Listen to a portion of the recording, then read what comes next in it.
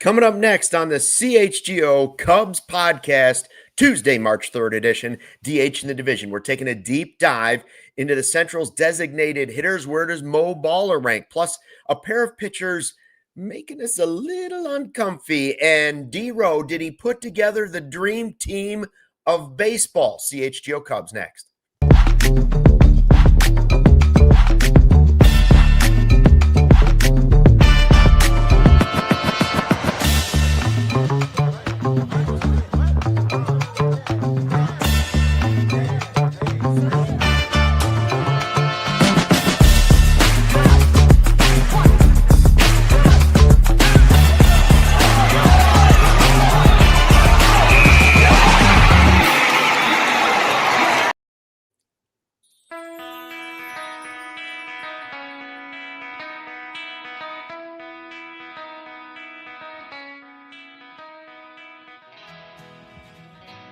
Hey, Chicago, what do you say? It's the CHGO Cubs Podcast. It is 23 Ryne Sandberg days away from opening day for your Chicago Cubs. Luke Stuckmeyer and Joey Christopoulos with you. And we are also closing in on our spring training trip, baby. Just a couple of days, less than 48 hours till touchdown in the desert of Mesa. March 5th to March 8th, presented by Shady Rays. It's the CHGO road trip. And we are checking out spring training. There are still opportunities to come with us to see Cubs games at Sloan Park. We'll be there Thursday, Saturday, Sunday. There's a golf outing as well on Friday you can still go to. And don't forget, on Friday night, we are going to Pour Decisions, P-O-U-R, Decisions, in Scottsdale. We'll be there 7 to 10 for a meet and greet. There's a drink deal you can sign up to be a part of. There's going to be some food there. There's going to be a Q&A, and we're all just going to kind of hang out and talk Chicago sports. The Bulls guys will be there, so it's not even going to be just Cubs. You can talk any Chicago sports you want. If you want to talk about Drew Dalman retiring, we're willing to do that too. What on earth? Do we have to? Oh, man. Oh, man. But, Joey, before we go to spring training, we still have another big event. We have tomorrow's show and today's show, and we have the birthiversary, I like to call it. That's right. It's Chicago's birthday tomorrow. That is also the day we launched this network back in 2022, and we will have a pop-up shop with Free Agent, a collab with Free Agent. We're going to be at Leaders. It's right there on Madison Street. I think it's 1152 Madison. I'll be there at noon. Are you going at noon? What time are you going, Joey? I think I'm going for the nooner, right? To get there right at the beginning. For the nooner. These are check out the fresh merch. Yeah, limited edition, one-time pop-up shirt edition with Free Agent. And when they're out, they're out. When they're gone, they're gone. And so if you want to get them, tomorrow's the time. We'll be there talking sports right on Madison from 2 till 7 p.m. tomorrow. Cubs crew will be there early in the day. Hi to everybody in the live YouTube chat. I see a lot of people already finding out about the retiring Drew Dalman story. That's another podcast, but yes. But Luke, on the Cubs side, in the Cubs parlance, right? We just did it. This literally happened before we went live. And we were asking ourselves the question, in the land of Cubs, what is this equivalent to? A 27-year-old that just signed a huge contract, a huge part of the team, maybe not like the best player on the team, but clearly, like Chicago Bears, it's a sports town. We all know who the center is. Critical to the offense. Like a huge part of the turnaround, right? Like the guy that's protecting Caleb Williams' butt. Like, is there a Cubs comp for this? We threw out a couple of names. Which one do you think maybe makes sense? This isn't going to be apples to apples, but if it was this year, I think the answer would have to be Bregman, because Bregman, like Dalman, had proven more than it's a combination of somewhere in between losing Bregman or losing Cabrera. But I would go towards the Bregman because center is so critical to a football team and a young quarterback. And I would pinpoint it, other than the coach, as the thing that turned the Bears around last year, right? Like the 3 offensive linemen in the middle. So it's brutal. It's brutal. I'm just guessing it's got something to do with maybe head injuries or health. So I hope he's okay. But for the Bears and Bears fans, it's difficult news. No question about it. Right. The first one is obviously selfishly, I think about it from a Bears perspective, and I'm absolutely devastated. But when you pull back from it, right, like the first thing you think of is, Luke, you're right. You hope that he's stepping away now, not because of a major injury, but maybe a couple of things that he says to himself, man, I don't like where this is heading, right? I don't like where this is going. So if I can get out now, talk to Corey Wooten. Talk to Corey Wooten at CHGO. I've talked to him many, many times. It wasn't one thing or another thing, but he was like, man, surgeries are starting to pile up. I still have my health. I still feel great. Maybe now is the perfect time to get out. Like from a Cubs perspective, I was thinking this would be like Nico Horner signing an extension and a couple months later retiring, right? After in theory, a career year. In theory, the heart and soul of the lineup and the team, not the best player on the team, but really, really damn important. So, I mean, crazy news in Chicago, man. Crazy news.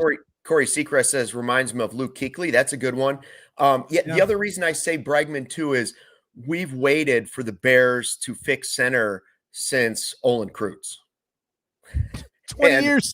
You know, they finally fixed it. We've waited for the Cubs to fix third base since Chris Bryant, and they appear to have maybe finally done it this offseason. So that's another way that it's somewhat similar, but it's tough news. Hey, I did want to point out about that trip. You know, people can still do the a la carte, and that's for anybody. If you live in Arizona and you just want to hang out and do some of those things, come on out to the meet and greet or the golf outing or go to a game with us. I just saw the weather, Joey. Okay. I just saw the weather. It's 4 full days we're there in the desert. High of 79, high of 71, high of 80, high of 86. And that's not Kyle Hendricks. That's not Kyle Hendricks' fastball. That's the weather. Is what that is. Oh beautiful. Yeah, that's the best part. Sunday. I don't know who's buying the tickets for us, but we best be sitting in the shade on Sunday. I don't need heat stroke coming home on the plane. No, we'll pull some strings. And that's it. So tomorrow we're going to celebrate CHGO's birthday over at Leaders with, as Luke would say, some sick drip. And then come on in, join us for the 2:00 show for a little Wild Thought Wednesday. You can't get ready for an Arizona trip without doing a little Wild Thought Wednesday. That's true. And then we're going to spend the weekend. And I was already looking at the schedule too, Luke. Another great incentive, I believe, Friday night when we do our hangout at Poor Decisions. If I know this correctly, I think it's USA Great Britain at 8:00 or 7:00 really? Arizona time. So there's going to be some baseball on too as well. We get to watch Alex Bregman and PCA with the USA, the Stars and Stripes on their chest. We all get to do it together. So another reason to come and hang out. Yeah, we're going to talk more World Baseball Classic a little bit later in the show, but that'll be the Scooble game. I believe so. The only Scooble game. One night engagement.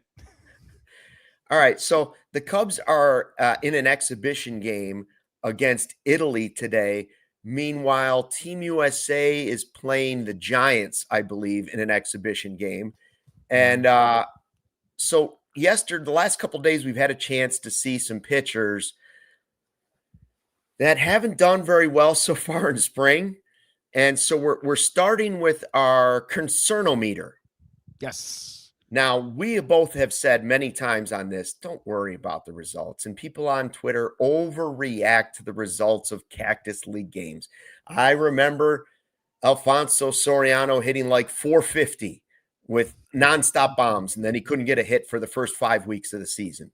And, Tucker couldn't do it. Tucker had like 0 hits in the Cactus League last year, right? And we were all worried about it. It doesn't necessarily matter. In fact, we're talking about Tyone and we're talking about Shota Imanaga. We've talked about the depth yesterday with Justin, and he'll be back on the show again tomorrow. And right when things started in spring training, Tyone was like, okay, guys, see you later. I'm done now on this because you guys are overreacting to me working on something in a session, and go away. I can't take it. This is not good for my mental health. So the good news is Tyone is not on social media to see what's going on the last couple of days. And he's going to pitch for Canada, Luke. He's going to pitch for Canada. So he's getting out of Dodge for a couple of days. You know what I mean? It's so bad he's moved to Canada. No. The concernometer is this. Shota Imanaga 3 home runs in 2/3 of an inning the other day. And Jameson Taillon now has 6 homers in 6 innings in 3 appearances with an ERA almost at 20, 19.50. And I know, like, 3 appearances, ERAs are a ridiculous thing. I get it. So on your concernometer, where are you, Joey? Are you on the not concerned at all? Oh, I'm starting to pay attention. I'm average concernometer. I'm beyond average concernometer, or beep, beep, beep, beep. Warning, warning, panic time, panic time. Pull over. Well, look, on its face, no matter whether it's spring training or the regular season, you never want your pitcher to have the same ERA as like Modest Buzelis's points per game. Okay. I prefer not to have that. Okay. You prefer it be more like Patrick Beverly or Patrick Williams. You prefer Patrick Williams. Yeah, exactly. That's how I take it personally. Yeah. Cliff Livingston, shout out. So having said that, right, like that isn't preferred. I am very lax when it comes to veterans in spring training, and Jameson Taillon. If you believe anything about Jameson Taillon, specifically what he showed on the field in the regular season last year, is that he keeps adding different things to his game. So if I'm at least willing to shield or defend the narrative, right, that Jameson Taillon is adding new things to his game every single year and evolving as a pitcher, I think it's right to think that he might have a couple of bumpy ones early on, and maybe it's more about process than it is results. I want to take the same thing with Shota. The only difference, Luke, with Shota is that Shota is unfortunately chasing the ghosts of last season, right? I think he's chasing and trying to exercise the narrative of, the home run bug has really been emphasized with Cubs fans, that he gives up way too many home runs, and the fact that how poor he pitched in October, to the point where Shota Imanaga, all-star, frankly has something to prove a little bit this season. So you just don't like seeing the same narrative furthered and maybe flicked and picked at, you know what I mean? Like a scab straight off the bat in spring training, right? He's trying to prove people wrong and say the ghosts of the home run past are behind me. I'm going to have a great season. I'm going to bounce back. So that's the only part about it. I think Shota's maybe fighting against more of a narrative than the result that's happening right now. Maybe that's why he's a little bit higher on my concern meter, but I got to be honest, my concern meter's pretty low right now. We still have a lot of time left in spring training to get this ironed out. Yeah, and as for Shota, the velo is up a little bit, so that shows that the injury is behind him, hopefully, and maybe he's just getting used to that. As for Taillon, and I may have the numbers wrong here, possibly off by a half point or something. So if Brendan sees this and wants to take me off the podcast, that's okay.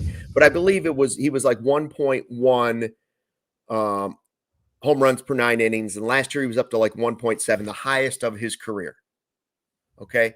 And so if there was anything just like Shota, it's the home runs that we're worrying about. So 6 in 6 innings is not great. I'm barely from the not worried at all to the I've at least noticed it. And I think I'm only at the at least noticed it because we do this podcast. Okay. Yeah. Otherwise, it wouldn't matter to me at all. Jameson Taillon, let's take him first. Taillon is the Ian Happ of the pitching staff. He's steady. His numbers will be there at the end of the season. He's going to have some really good games, and he'll have a couple games somewhere in the season where you go, bummer, he didn't have it today, or just like a Happ slump. I'm not worried about Taillon. He specifically told us he uses spring training to work on specific things. The guy finished the season doing what he does, and you can't ask any more than that. He was great when they needed him most in the postseason. As for Shota, his was an injury, so I just want to see that the guy's healthy. And I guess the flip side is true. If they both were 6 innings, no runs, 9 strikeouts, I'd be like, ooh, I might save it. I'm more likely to get excited by something like that than I am to get worried about somebody having a bad spring, especially a pitcher. So my concernometer is out of 1 to 10, 1.5, a 2. You're not looking at either guy being in the top 3 of the rotation possibly. So doesn't bother me at all right now. Yeah, I know we're pushing up on a break, so I do have a couple more thoughts on Shota. Okay. I feel like just in general of what he probably needs to try and accomplish, maybe just for himself, his own peace of mind, and probably for Cubs' peace of mind too, as well, as he enters into what's going to be a prove-it season, because again, he's going to be a free agent. So Luke, if it's cool, man, let's take a quick break here on the CHGO Cubs podcast. Let's hear from some of our wonderful partners. Don't go anywhere. We'll be back in 2 minutes. We're coming right back. Hey, what if you could have reliable and intelligent Wi-Fi? And what if you could keep it at the same price for not 1, not 2, not 3, not 4, but 5 straight years? That's the Xfinity 5-year price guarantee. Imagine Wi-Fi that makes everything in your home work together, that finds and fixes problems before you even know you might have them, like super intelligent Wi-Fi with a 6th sense, and lets you stream the game even while the rest of the family is online doing something else. All your devices working in perfect harmony for 5 whole years. And here's the best part about it. No annual contracts, no hidden fees, and Xfinity's best equipment is included. Take it from me, a lot could change in 5 years. Championships are won, records are broken. You don't want that to happen with your Wi-Fi. That's something you want to know where it's at. Lock in your price, unlock the possibilities with Xfinity. Learn more at Xfinity.com. Xfinity, imagine that. Select plans only, restrictions apply. You know, Luke, I don't know about you, but I'm personally over winter. But is winter over the greater Chicagoland area? And that's why you got to ask yourself the question, is your home's heating up for the challenge? And if you have a plumbing emergency, what do? You call Four Seasons. If you have an electrical emergency, what do? You call Four Seasons and need a new hot water tank installed today. You call Four Seasons, because right now is the time to schedule your Four Seasons furnace tune-up. And if you're looking for a whole home generator, they've got you covered, because at Four Seasons, they guarantee same-day installation for all your heating, cooling, plumbing, electrical, sewer, and generator needs. With no extra cost for nights, weekends, or holidays, right now you can save up to $4,000 on furnaces and comfort systems, and furnaces that start at $39 a month, or furnace AC combo starting at $57 a month. So call today. Save that $50 from your trusted local experts. It's Four Seasons Heating, air conditioning, plumbing, sewer, and electric. They've been serving the Chicagoland area for over 50 years. So check them out today. Go to fourseasonsheatingcooling.com. Back on the CHGO Cubs podcast, we're going to get to Joey's final comments here on Shota versus Tyone. Concernometer. Yes, we're saying hi to Barb out there. Yes, Barb, we are live. And Barb says she thinks I look a little blurry. That's intentional, Barb. Only you will get this reference. I now have the Barbara Walters soft focus on my camera. The older I get, I've decided no makeup anymore for the television. Just give me this soft focus like Barbara Walters. It takes 5 years off your look to just kind of blur everything out a little bit. Instagram's picked up on that too. I'm going to try and do it, Luke. Here's my Barbara Walters impression.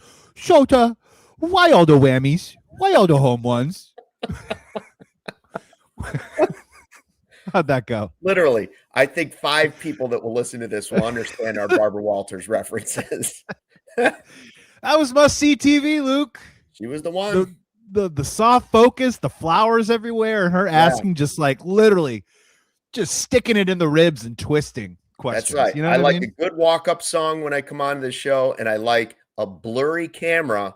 Sometimes I just take a little Vaseline and put it on the screen just to make sure everybody, you can tell it's me, but not really. It's a new way of doing things. All right. So you got some other thoughts on the concernometer. We both say, listen, everybody simmer down, relax. But what do you got on Shota? Well, I think it's important that I'm not trying to be dismissive of Cubs fans' feelings if they're worried, right? I am trying to assuage and tamp down a little bit that it still is early. He's going to get a lot more run, and honestly, they have to build their pitch count up. So he's just going to probably have to just work through some of these issues that he's having. The first thing I would say, just really quickly, is that do a quick exercise, Cubs fans, and in 5 seconds, tell me what the ERA for Shota Imanaga was last spring training. 4, 3, 2, 1. If 7. you can't think of it, ooh, wow, was it 7? I don't know. Are you right? I don't know either. That's what I'm saying. If you can't do that exercise in 5 seconds, at least take that and say to yourself, spring training, I know it's happening in the moment right now. We're excited about this season, but everything that happens in spring doesn't mean it's going to happen in the regular season. The only other thing that I would defend is the 3 home runs that he gave up to. I know it's the White Sox, so just hear me out. 1, Edgar Caro is the hottest hitter in spring training right now. Austin Hayes, I thought that pitch was okay. It was a little bit up, but it was outside on the it was on the outer edge. Austin Hayes took it opposite field. Frankly, the ball travels faster in Arizona, whatever excuse that you want. I thought that was a decent pitch. And then the Braden Montgomery one, I think that's the one that Shota now needs to really drill in on. Like that high fastball. And I get it. It was 94. The gun looked good right now at Sloan Park, but that's the pitch right there that he gave up to Braden Montgomery. That's the one where Shota says mentally, maybe in the offseason, he says, I'm going to bounce back. I know what went wrong. I'm healthy. Mechanically, I know what to do. But I think sometimes spring training is also important for players to realize I still have a ways to go. I still have something to work on. And I think in that moment right there, I think that was just a great humbling moment for Shota Imanaga that, yeah, if he's feeling confident, if he's feeling healthy, that's great. But now he needs to take that onto the field. And sometimes, again, location is so important with Shota Imanaga. So I think there's a life lesson. There's a learning lesson in all this. So sometimes Shota struggling early in the spring might be a great thing that happens to him. It might be a precursor of more bad things to come. We're going to find out. But just because someone's playing poorly doesn't always mean that that's going to be the end result. That could also mean a wake-up call to Shota of, hey, I got to be on this stuff. I don't want to Xerox what happened last season. So I need to nip it in the bud right now, and hopefully that's what's going to happen. The only time I personally worry about stuff like this, especially like this early, I mean, we just started March. You have the whole month of March to play more Cactus League games and have more appearances. The only time you get like 2 or 3 of these in a row and I start to worry is then when the guy is not making his next start, knock on wood, because there's a sore shoulder or a tweak in this, or the oblique is a little sore, so we're going to take a couple days off. Then I start to worry about the pitcher. But just poor results in the spring training game, whatever. That's just how I feel. You don't have to feel that way. You Cub however you want to Cub. All right, so the World Baseball Classic, they're playing Team Italy today. Mike Piazza batting cleanup for Team Italy, I believe, in this one. Don't let the facts get in the way of a good story. But I ask you this. Has Mark DeRosa, former Cub, D-Row, has he put together the dream team version of baseball, or at least the closest thing we've seen to a dream team in baseball? Look at this. It's damn close. Go ahead. Yeah, rip it off. Is Bobby Witt leading off, Bryce Harper batting second, Aaron Judge third, Kyle Schwarber fourth. Judge Schwarber is a tough combo to face at 3-4. Then it's Cub, Alex Bregman. Then it's the big thumper, whatever you want to call him, Roman Anthony, Byron Buxton, Bryce Terang, and Skeens on the mound.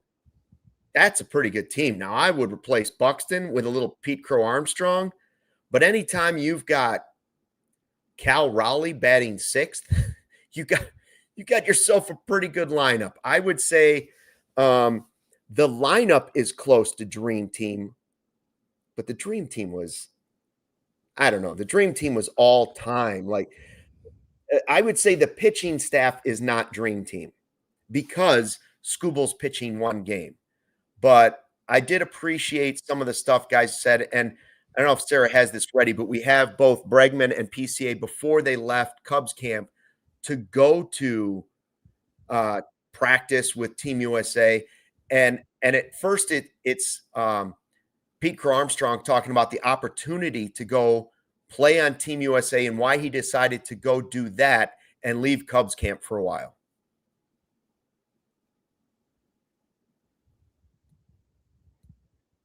That's all right. Anyways. well, wait for it. I want to just weigh in just really quickly. So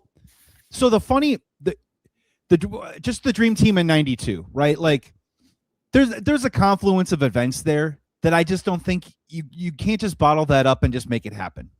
Like in 92, a lot of people could argue that maybe the NBA was at like the apex of its sport with the apex player on its team, with also all of them 10, 11, 12 Hall of Famers.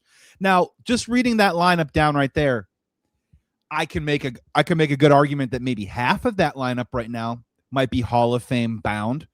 I could make a compelling argument, which would probably fly in the face of my current very, very highly publicized NL Central rankings, that maybe Nico Horner at second base instead of Bryce Terang. You can make an argument whether he'd be better off there, right?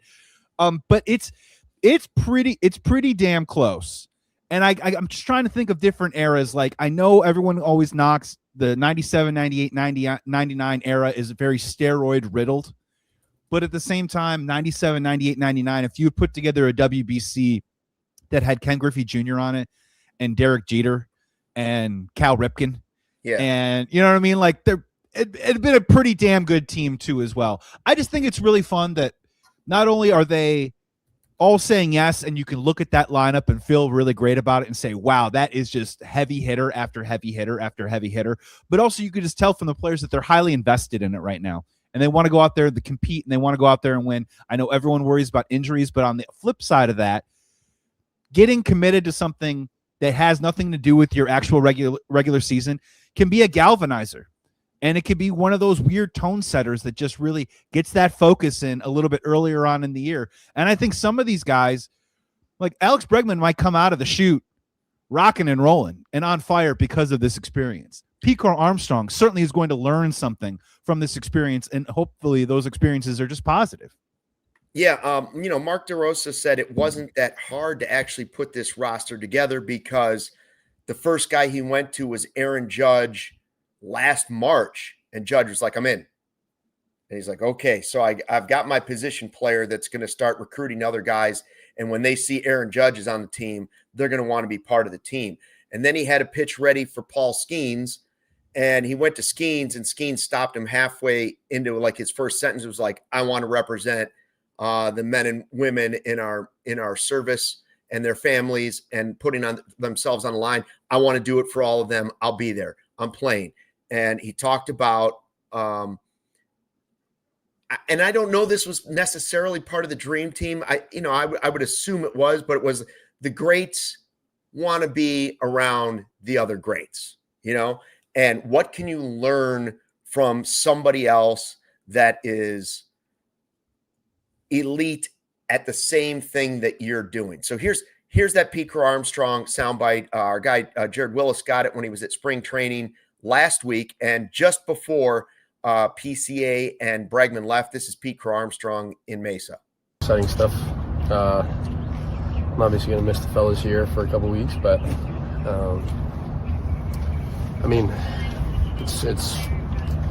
it's special. This is obviously something new for me, and I just feel very lucky that I get to experience something like this. So, I'm ready to play some real meaningful baseball and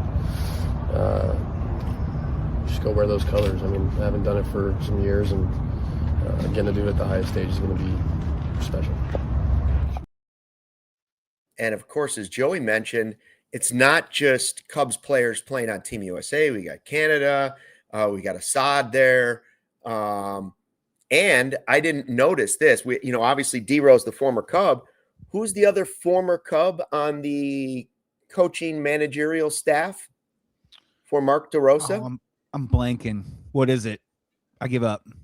Bullpen coach David Ross. Oh, Rossi is the bullpen coach. So that was that's awesome. Yeah. So all right, let's hear from a different perspective. Now this is Alex Bregman on why he chose to go play for Team USA. I've always loved watching the Olympics every year, so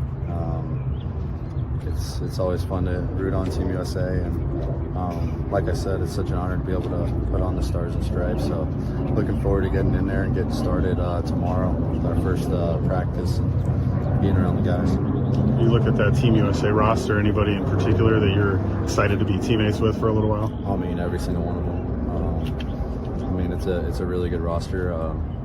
Obviously, a lot of guys I've been fortunate enough to play against now for a while and looked up to for a while, and admired the way they played. So I'm excited about it. You feel good about the All right, we're going to take a quick break. That was Alex Bregman. We'll talk briefly more about that, and then we're going to dig into some more interesting stuff, including where does Mo Baller rank in the division's DH hitters. It's coming up next on the CHGO Cubs podcast.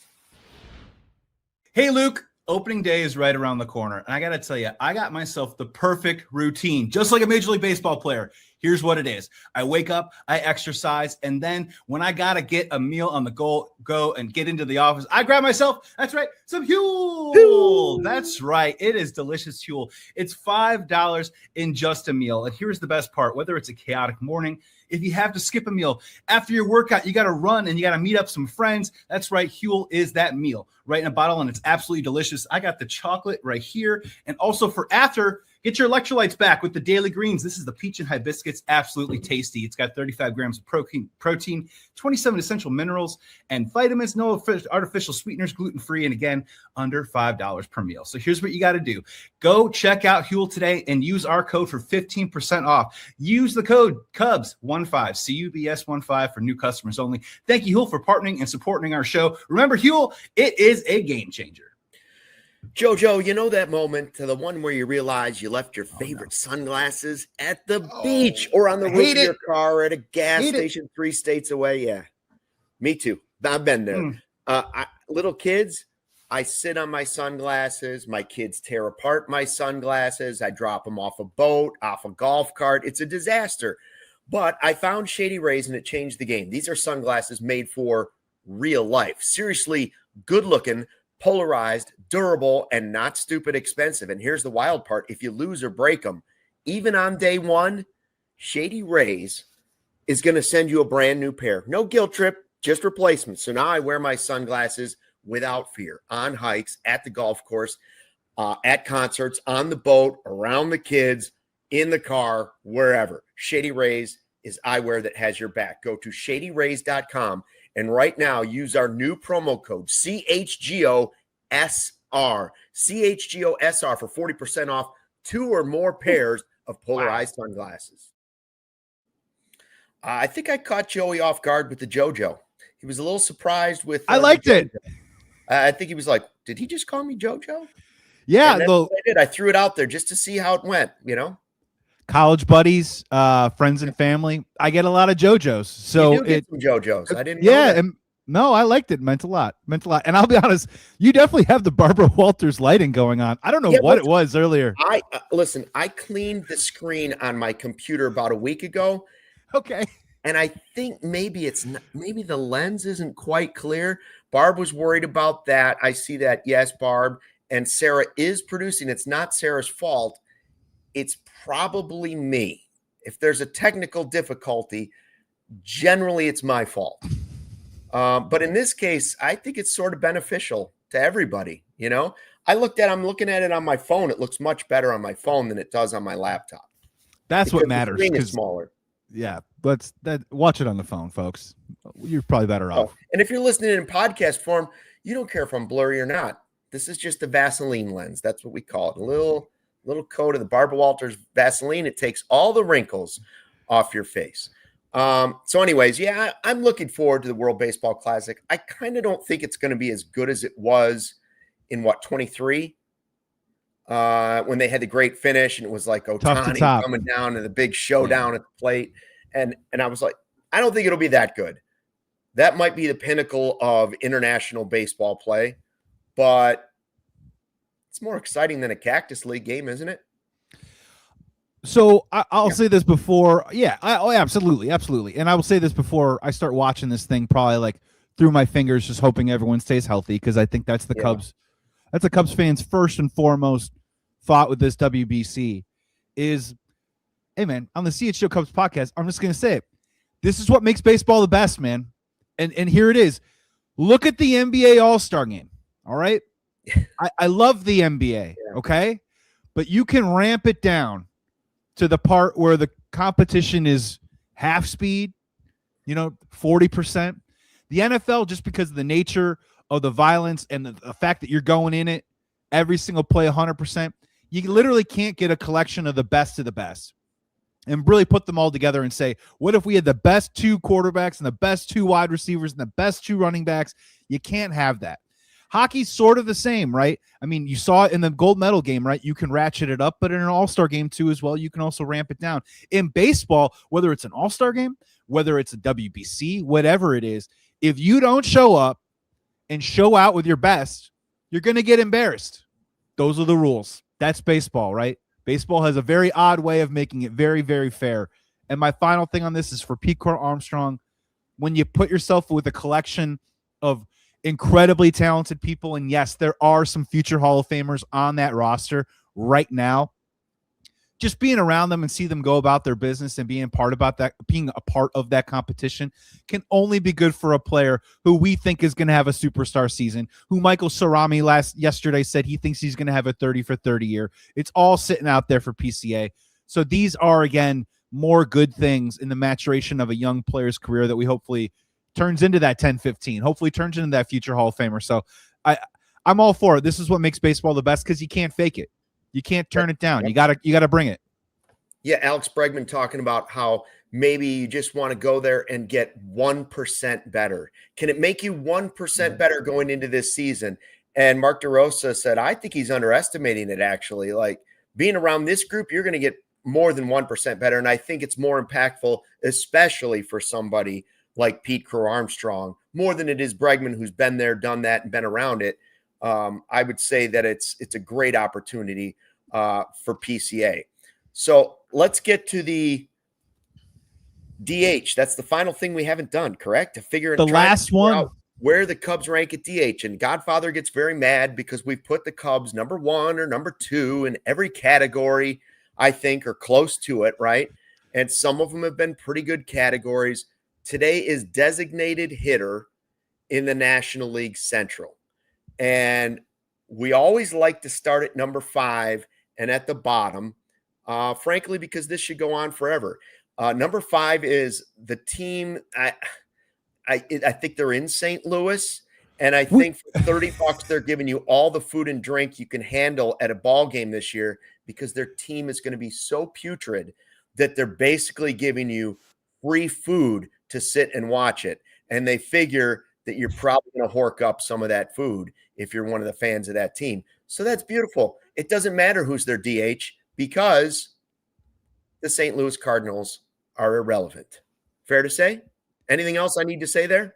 We were told there's a 5th team in the National League Central this year. We've pushed back on it. We sent it to all the fact checkers. Right. I thought it was the Iowa Cubs. We think there's a team? No. I thought it was the Iowa Cubs. I was like, wow, the Cubs are going to put 2 teams in the same division. Very good. Which, so 5th is some team that's irrelevant, that's, paying people to eat their food. Congratulations to them. All right, who's number 4? All right, Luke, here's the real talk, right? Number 4 is our guy, Moisés Ballesteros. Oh, wait a minute. Okay. I mean, look, right. And so here's the deal, and we're going to break down who the top 3 are. But I think, in my opinion, at this time, I think he's a young player who I like a lot, right? I mean, this is a guy who has an offensive hit tool that I don't think anyone is going to say that, doesn't have a ton of potential. I mean, this dude, all he does is hit. He had 2 hits the other day, right? So everything seems to be checking out just fine. But this is one of those moments in a player's career where, frankly, I don't think he has earned the benefit of the doubt just yet. And I think, as a Cubs fan, I think we have to be honest and objective with ourselves. And I think it's fine, personally, to say, you know what? I think Moisés Ballesteros is the 4th, or maybe even, honestly, the 5th best DH in the NL Central right now, because hopefully by season's end, we go, wow, I think he's now a top 2 guy. Or maybe now he's a top 1 guy. Look at how he's grown. Look at where we've started. Look at where we're here. So I'm not here to just anoint Moisés Ballesteros as the second coming of whatever. The dude has to go out there and produce. Zips has him right around, I think, an OPS right around 750, 760, which is, major league average is about 700. So they're pegging him to be an above average player with a nice high batting average. But if you look at just who's number 3 on this list, the Pittsburgh Pirates, honestly, they did a little nice piece of business. And at number 3, they brought in designated hitter Marcell Ozuna. a guy who, let's be honest, has had some off-field issues in the past, but a guy who just more proven, hit 21 bombs last year, advanced age, but still had an OPS of about 760, and is coming off a 2023 and a 2024 of an OPS over 900 in both of those seasons, 30 plus home runs in both. The dude is a mercenary. He's a DH that just goes out and hits bombs, and he provides offensive production. So I'm sorry, but Moisés Ballesteros has to prove that he can be the Marcell Ozuna before he gets past Marcell Ozuna. Fair. The only way, and we're only doing one player, but the only way I would think that Mo Baller or the Cubs could or should be higher on this list than number 4, which is right where they belong right now, is that we don't know for sure that Mo Baller is really just the DH. It could be a straight combo of Mo Baller and Seiya. Okay. So if Seiya's added into the mix at DH, because we get a lot of Matt Shaw playing right field, as we've heard from the manager, now you're looking at, when you add in Seiya, you add in last year's 245, 32 homers, 103 RBI, and 140 hits. Take Mo Baller off the list with all that potential, but nothing proven, and add in the proven player last year, who should have been an all-star. And just with Seiya, you would be on, when you go through this list in the division, you'd be second in batting average, second in homers, second in hits, and tied for second in RBI. So there's an argument to be made that the Cubs combo is much higher than number 4, but I think it's fair to say that Ballesteros by himself, basically totally unproven, except for minor league stats, he's 4th, and of course the Cardinals are relevant at 5th. Great chance to move up, especially if you want to count that Seiya might be doing a lot of this DH too, right? Yeah, 100%. And again, this is a part of the mix of what's going to make the Chicago Cubs hopefully special this year, where Matt Shaw is going to play himself into a role in right field. And yes, Seiya Suzuki will be DHing. I don't know what the pie chart looks like, right? But if you're trying to push Moisés Ballesteros and he's going to hit his way into the lineup, I can just tell you with certainty that Moisés Ballesteros, I think, is going to slot in as a DH more often than not, where Seiya might be a little bit more of a split skis, which I think is fair. So at number 3, I had Marcell Ozuna. At number 2, I had Eugenio Suarez from the Reds. And I think that's fair too. A guy that, look, we had him on a couple lists too as well, as possibly a guy that might play third base, might play a little first base. But again, I think he's going to see the lion's share at DH. And this is a guy who hit 49 homers last year. I'm sorry, but I'm not going to put Moisés Ballesteros ahead of him. And then of course we have, but I want to kind of cut into what you just said, because now I think this is what gets fascinating, right? I had Christian Yelich as number 1. If you could, Luke, I know you kind of you talked about it just a little bit there, but if you could, if Seiya had to be on this list, is Seiya ahead of Christian Yelich in your opinion, or does Christian Yelich still maybe hold a little bit of an edge in that ranking if Seiya had to go somewhere on that 1 through 4, and we're not counting 5, because I think there's a 5th team, but nothing really comes to mind. No, I mean, Seiya by himself last year hit 3 more home runs than Yelich. He had the same amount of RBI. And 103, he's right? Just below, right? He's right there in hits. His batting average is right there. I think, I personally, if you can get, yes, I think if Seiya were the one in the DH, I think there'd be an argument for Seiya over Yelich at this point in his career. Those 3 are really interesting to me. I believe Ozuna's best days are behind him, but he's still a good ball player. It's really that we don't know what we're going to get out of Moisés Ballesteros. We're not 100% sure out of what we're going to get in that player. I could make an argument that Gino Suarez should be at the top, depending on what you really, really value in your DH. If what you value in your DH is thump that you don't have in the rest of your lineup, 49 homers is pretty hard to argue against, right? Like he's head and shoulders in the power category above everybody else. He does that better than any other DH in the division. But you also have to look at some of the other things he does and say, all right, the most well-rounded player is either Yelich and or Seiya if he's the DH. But because Mo Baller has the we're not sure yet, I can't put the Cubs ahead of the Brewers. I certainly have to have Gino Suarez above them. And I think you can make an argument for the consistency of Marcell Ozuna ahead of Mo Baller and Seiya because of the inconsistency of a player that's not proven yet. But for everybody that wants to look at it and say, wow, okay, the Brewers are number one at DH. Look at Christian Yelich. You know, it's sort of in the eye of the beholder, right? Yelich is not the player he used to be, obviously. Back injuries will change anybody.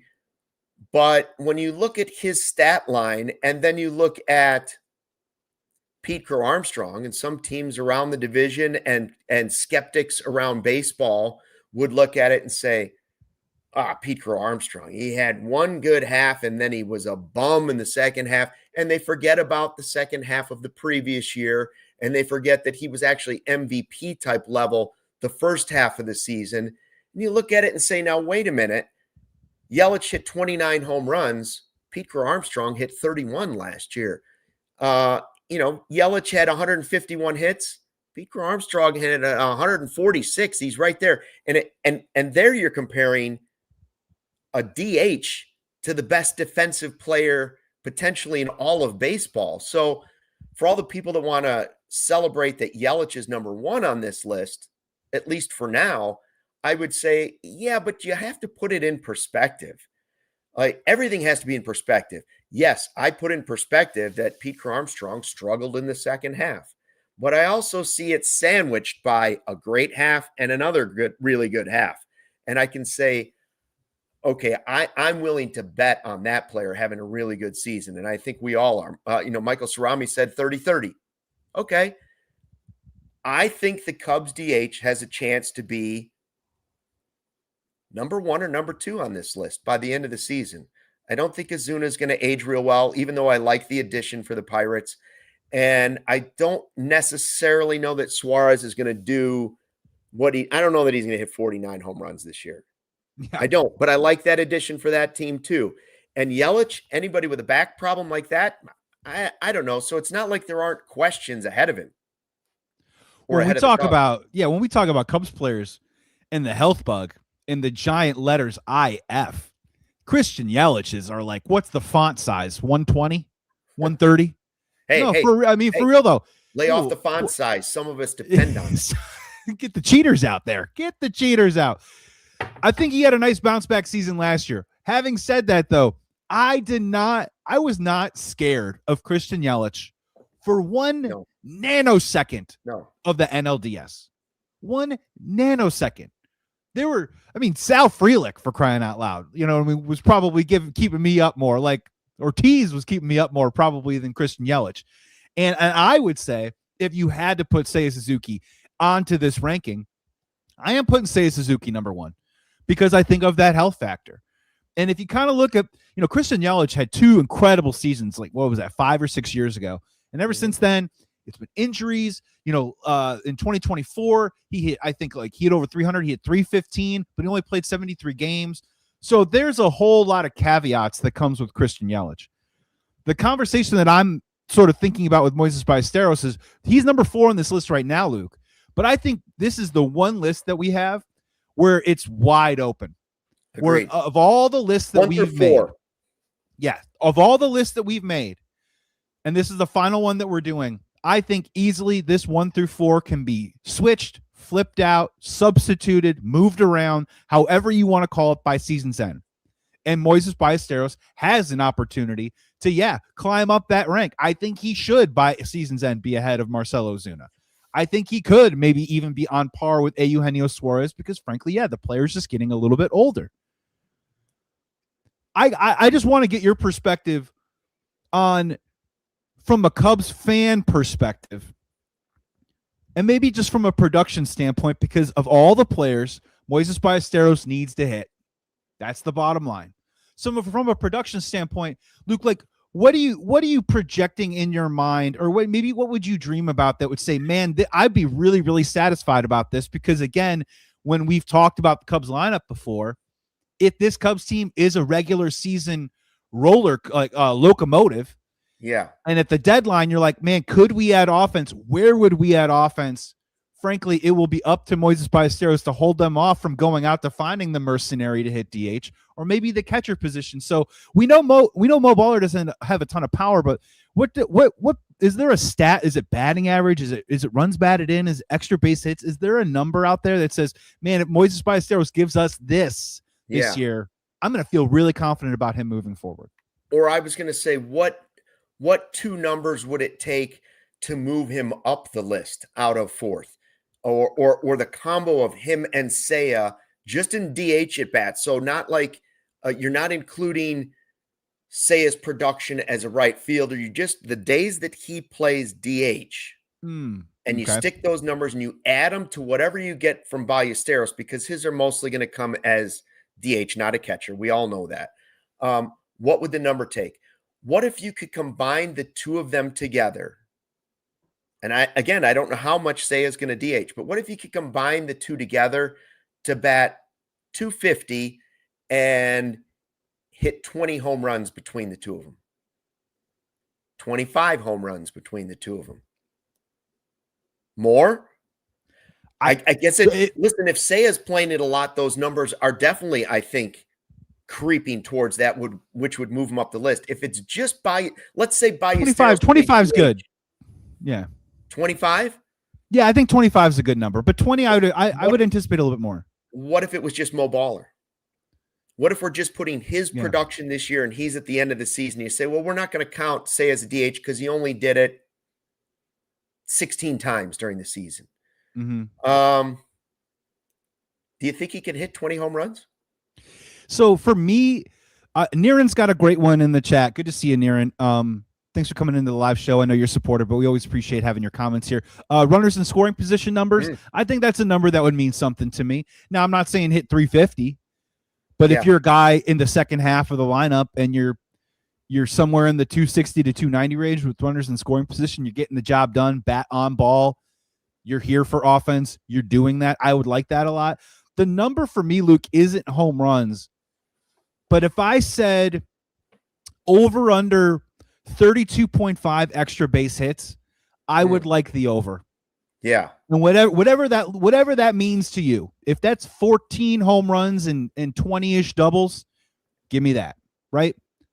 If it's 15 home runs, 20, something along those lines, because I think what you're going to want from Moisés Ballesteros, who has not the best speed in the world or whatever, but I just want to see him hitting the ball hard.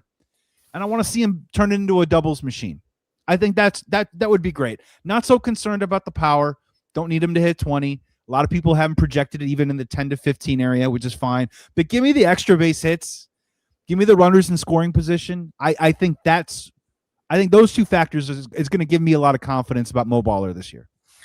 I like Niren's numbers too. 16 homers, 75 RBI. And I know RBI is an old-fashioned number, but I think where he's going to bat, young player, get it done. You can sit and debate.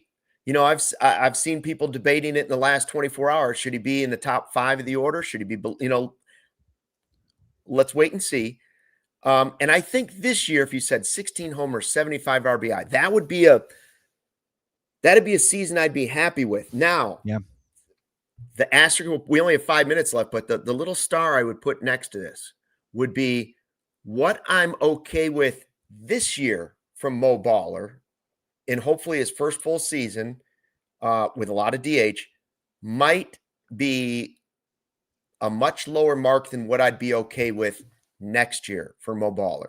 Like, I would want to see a big jump next year. It doesn't have to be that guy this year. What you're saying, extra base hits, and he only hits 14 home runs or 13 home runs, but he's got a nice batting average and he hits a lot of doubles. Okay. But then the following year, if he's just going to be a DH and not a catcher or a backup first baseman, then I want the numbers to be even higher. Like, if this guy's strictly going to be bat for hire, then his second full season, I've got to see a pretty big jump, because I don't want a slap singles guy necessarily. You know what I mean? Like, I don't want Luis Arraez batting as my DH, that type of player. I love a high batting average. I do, but I want more power out of my DH. And so I'm hoping that this season will be whatever home runs. And then next season, Mo Baller, you just give me 20 out of the DH, I'm good. Hey, Chef Kevin Penner. Yes, Chef. Bregman just homered for Team USA. Let's go. Let's go. Yeah. He's already 1% better than he was a week ago. Thank you. Yeah, get that 1%, Bregman. Not to derail, but I had to just throw that out there. Look, no, Luke, I completely agree with you, right? And on this show, it is not double talk to say I don't care about Nico Horner's power, but I'm gonna care about Moisés Ballesteros' power, right? Like, Nico Horner does so many different positions, different plays players, defense, right? Does everything else. Mo Baller's paid to hit. He's one job. Paid to hit. Yeah. One job, my man. You know what I mean? So that's where I'm cool with it this year. I just want to see his hit instincts in the lineup. And I do have confidence that he's going to play really well this year. So there are some markers and some numbers that I would like to see him hit that's going to make me feel good about it, right? I will tell you something, though, right now. I know we only have a couple minutes left. I don't want to step on it too hard, but like, if Moisés Ballesteros is hitting 260, but he's got like 4 home runs at the All-Star break, I hate to break it to you, I think the rumors of the Cubs looking at an Eugenio Suarez of last year, some more thump at the DH position, I think we will hear those rumors at that time. You know what I mean? Like, I'm with you. He can't be John Olerud out there or Luis Arraez or whatever it is. He's going to have to hit the ball, hit it with authority, get some extra bases, whether it is doubles or home runs. And then next year, I'm in agreement with you. He's got to increase the power. Yeah. Or they may look and say, well, Matt Shaw's got 12. He's real good defensively. We could put Seiya back to DH and put Shaw on right and just go with that for most of the games. I don't know what the mix is going to be, but you mentioned the 2 names that matter, Nico Horner and Mo Baller. If Nico Horner's here long-term and we're going to sign him to an extension or a new deal, if your second baseman's not going to have much power and your third baseman's starting to have declining power and you're not seeing it all over the field, you got to get it out of your DH, especially a DH who really doesn't have a position at this point. So it's a lot of pressure on a young player, I think. But I do feel like he's up to the task, and we'll see how it all plays out. Tomorrow's show, 2:00. But again, remember that at noon, we will be at Leaders. I believe it's 1152 Madison for our birthiversary, Chicago's birthday, and the anniversary of CHGO, 12:00.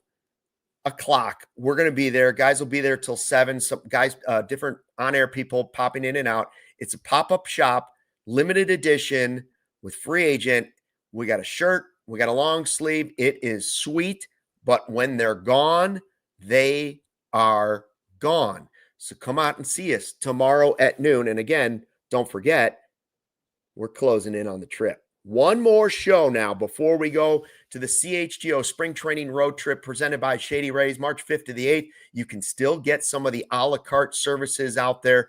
We're going to 3 Cubs games. We've got a golf outing you can sign up for.